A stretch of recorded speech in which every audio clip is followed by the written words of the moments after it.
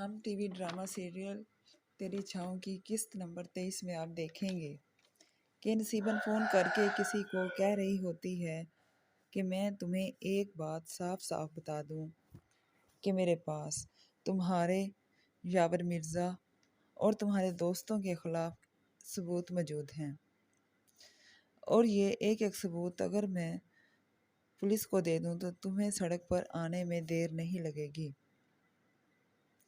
اگلی قسط کے اگلے سین میں آپ دیکھیں گے کہ سالار پھر پولیس اسٹیشن چلا جاتا ہے اور پولیس انسپکٹر کو کہتا ہے کہ آپ چاہیں تو مجھے تھانے میں بند کر دیں۔ اس پر پولیس انسپکٹر کہتا ہے کہ اب کیا تکلیف ہے تمہیں اور تم کیا چاہتے ہو؟ اس کے جواب میں سالار کہتا ہے کہ آپ بس مجھے یہ بتا دیں کہ ملہار کہاں ملے گا۔ اس کے جواب میں پولیس انسپکٹر کہتا ہے کہ اگر ہمیں پتہ ہو کہ وہ کہاں ملے گا تو ہم اس کو پکڑ ہی نہ لیں۔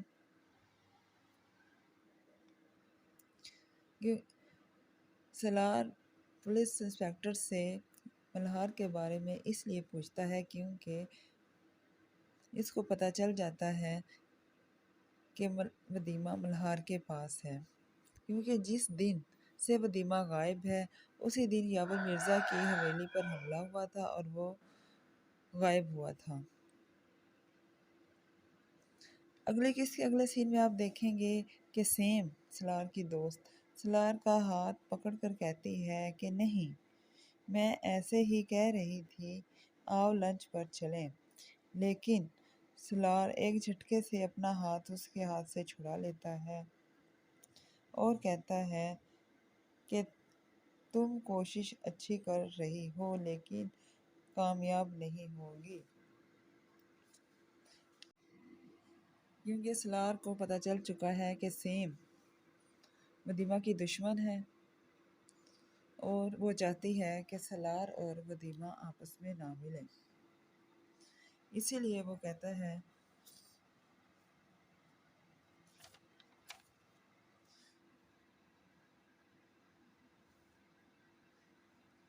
کہ تم جتنی بھی کوشش کر لو کامیاب نہیں ہوگی، اور وہ اس سے کھنچا کھنچا سا رہنے لگتا ہے اور سیم کو وارننگ دیتا ہے کہ آخری بار سمجھا رہا ہوں، اس طرح کی کوشش مت کرنا۔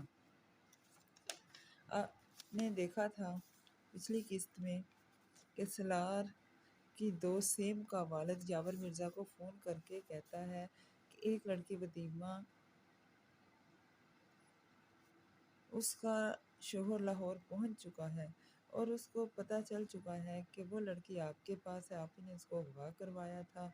اس کے اس طرح کہنے پر یاور مرزا ایک دم سے اٹھ کر بیٹھتا ہے اور کہتا ہے کہ کیا بکواس کر رہے ہو، کس حرام خور نے کہا ہے، ایسا کچھ نہیں ہے۔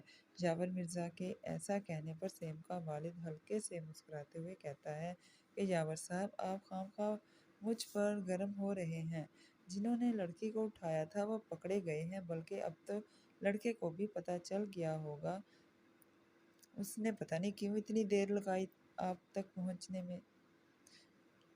اگلی قسط میں آپ دیکھیں گے کہ یہ باتیں یقیناً سالار کو اس لڑکی نے بتائی ہیں جو یاور مرزا کی حویلی میں سالار کے ساتھ قید میں تھی۔ اسی نے اس کو بتایا ہوگا کہ جس دن ملہار پر حملہ ہوا اسی دن سے ودیمہ غائب ہے، ہو سکتا ہے کہ ملہار اس کو اپنے ساتھ لے گیا ہو۔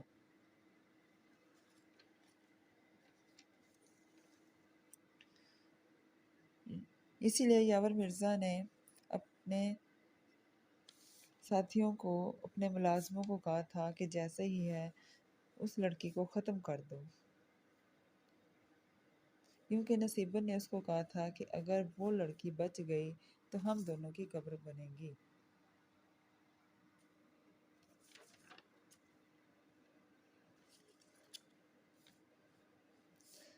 اگلی قسط کے اگلے سین میں بھی آپ دیکھیں گے کہ سالار سیم سے اب کھنچا کھنچا سا رہنے لگتا ہے اور اس سے دور ہونے لگتا ہے اور سیم کو وارننگ دیتے ہوئے کہتا ہے کہ آخری بار سمجھا رہا ہوں، اس طرح کی کوشش آئندہ مت کرنا ورنہ نتائج کی ذمہ دار تم خود ہوگی۔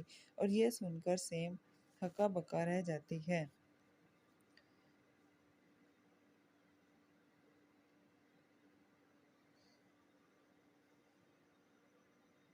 اگلی قسط کے آخری سین میں بھی آپ دیکھیں گے کہ ولیمہ ملہار کے ساتھ مل کر اپنا انتقام لینے کی ٹھان لیتی ہے اور نشانہ بازی کی مشق کرتی ہے۔ وہ ملہار کو مشورہ دیتی ہے کہ یاور مرزا کو ختم کرنے سے پہلے اس کو اکیلا کر دو تاکہ اس کو آسانی سے ختم کر سکیں۔ اس لیے وہ پہلے نصیبن کو مارنے کا منصوبہ بناتے ہیں اور اس سلسلے میں وہ بھیس بدل کر جنگل سے باہر نکلنے کی کوشش کرتے ہیں۔ وہ ایک دیہاتن بیوہ کے حلیے میں بس میں بیٹھی نظر آتی ہے اور اس کے پاس ملہار لیٹا ہوا ہے، ایک مردے کی شکل میں۔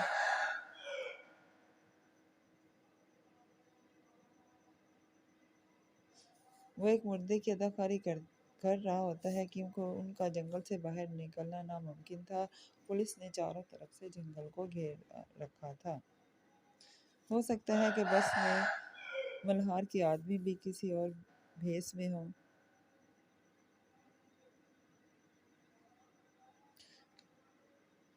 ولیمہ نصیبن کو ختم اس لیے کرنا چاہتی ہے تاکہ وہ کسی اور ولیمہ کو تباہ نہ کر سکے، اور یہ بات وہ ملہار کو کہہ کر اپنے ساتھ ملاتی ہے کہ پہلے ہم نصیبن کا خاتمہ کر دیں۔ بس میں ملہار کے آدمی بھی بھیس میں موجود ہوتے ہیں۔ یہی وجہ ہے کہ جب سپاہی بس میں چڑھ کر ولیمہ سے پوچھتا ہے کہ تم لاش کے ساتھ کیوں بیٹھی ہو، تو ولیمہ کہتی ہے کہ یہ میرے شوہر کی لاش ہے جو مجھے بھری جوانی میں چھوڑ کر چلا گیا۔ اب میرے اس کے سوا کوئی اور نہیں ہے، میں اس کو چھوڑ کر کہاں جاؤں؟ اور ساتھ ہی رونے لگتی ہے۔ سپاہی کہتا ہے کہ اچھا ٹھیک ہے، انتظار میں رہیے